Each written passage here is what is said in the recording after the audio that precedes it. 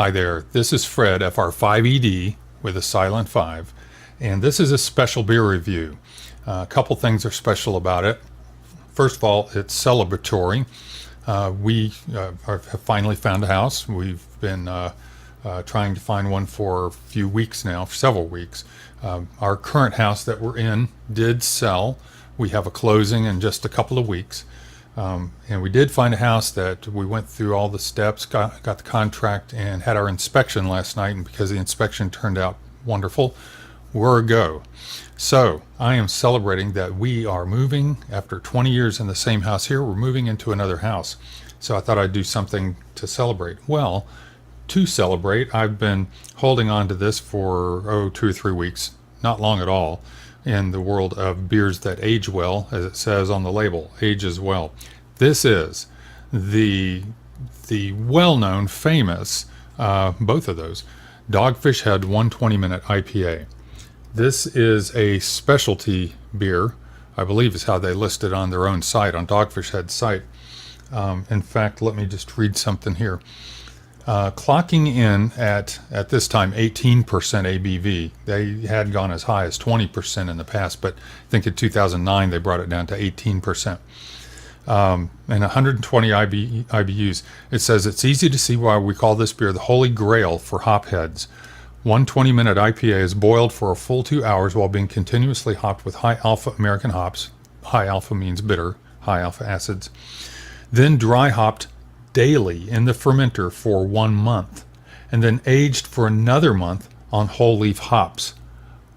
I can't imagine what this is like. I've read some descriptions from people who've had it, and it's just a wild ride, apparently. They brew 120-minute IPA a few times a year, but it goes fast. Blah, blah, blah. Anyway, there's a video on the Dogfish Head site about it, a little short video by Sam.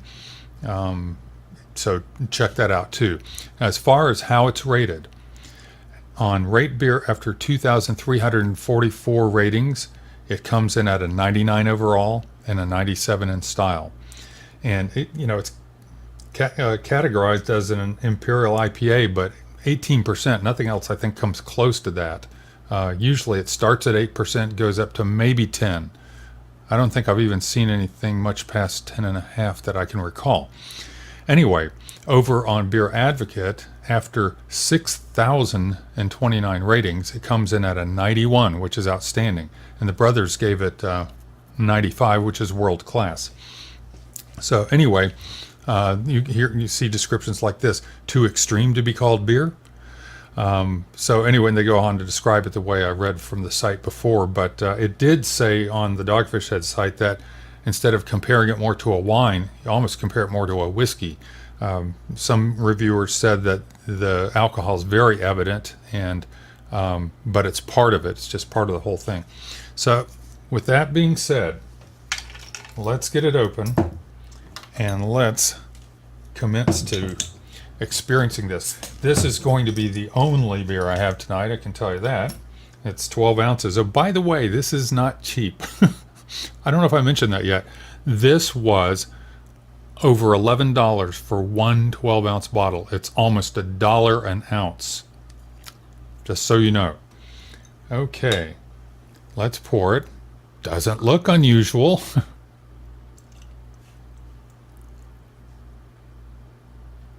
Don't want to spill a drop of this.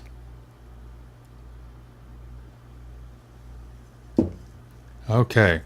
Looks like many other double IPAs I've had, even some regular IPAs. It's got an off-white head. It's more, orangey brown tan than white. So that's got some color to it. It's not totally clear. It's got some haze to it. Not unexpected.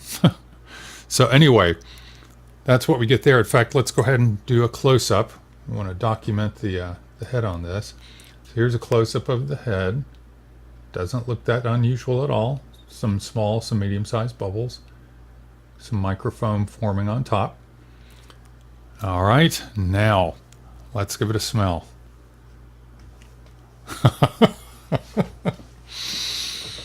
That is a macro burst of aroma, and the alcohol is in there. You smell the juicy apricot, pineapple, orange in the hops. You get that alcohol in there too, and there's almost a brandy essence to it. You're getting almost a brandy aroma, but just, full of that juicy smelling apricot, pineapple, orange.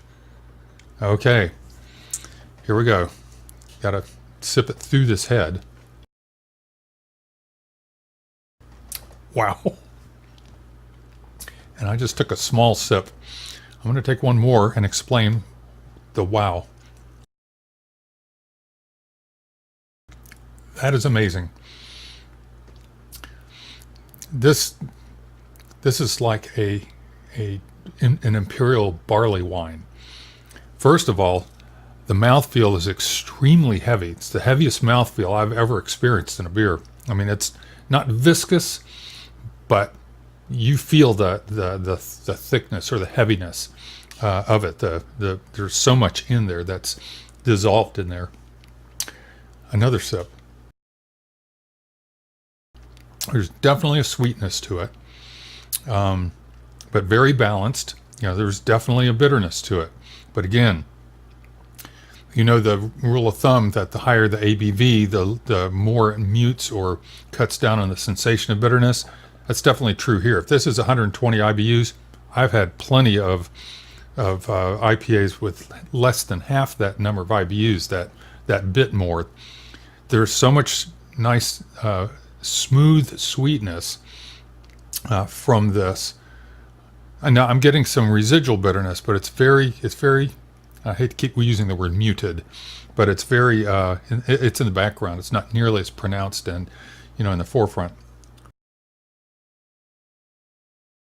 I've had people say you should get a bottle of this and split it with somebody and sit there in the TV because you're just going to sip on it. This is, number one, it's too expensive to be knocking back. This is more than, many wines that I've had. And certainly I know wines go way up, so there's a wide range of price on wines. But for your everyday table wine, $11 for 12 ounces, and there's 23 ounces in a wine bottle. So that's like a $22 bottle of wine. So anyway, I digress. This is intense, to say the least. I mean, I can still feel the alcohol burn from it. So, I mean, you're talking 3 or 4 more percent than wine. Well, I mean, until you get up into some ports. That, I'm glad I let this warm up a little. I'm going to let it continue to warm up, let that head die down a little more, and I'm going to be sipping on this for the next couple hours. This is incredible. Wow. And for those of my friends who didn't care for it because they said, oh, it doesn't really taste like an IPA, it's too sweet, it's like a barley wine.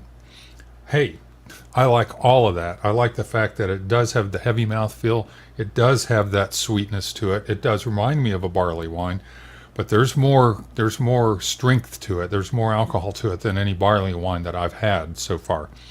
Wow.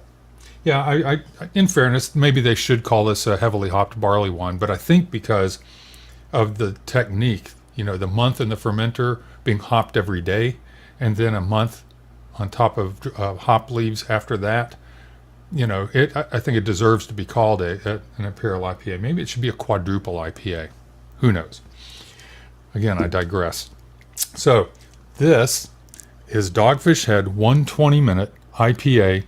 If you've never had it, here I've been since 2011, been devouring craft beers, especially IPAs, and here it is, getting on towards the end of 2014, and I'm finally having this for the first time. This will not be the last. I will get this on other special occasions. So anyway, that's Dogfish Head 120-minute IPA, Imperial IPA, and this is Fred, FR5ED, over and out.